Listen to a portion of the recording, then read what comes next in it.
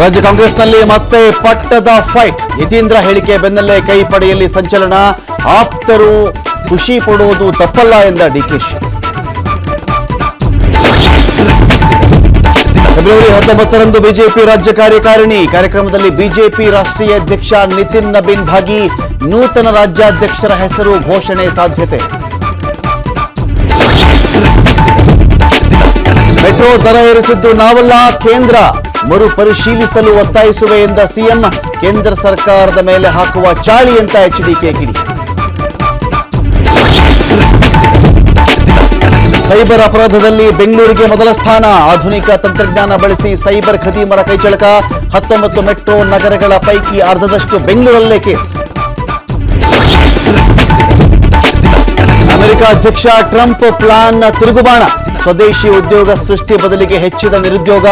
ಒಂದೇ ತಿಂಗಳಲ್ಲಿ ಅಮೆರಿಕದಲ್ಲಿ ಲಕ್ಷಾಂತರ ಸಿಬ್ಬಂದಿಗೆ ಶಾಕ್.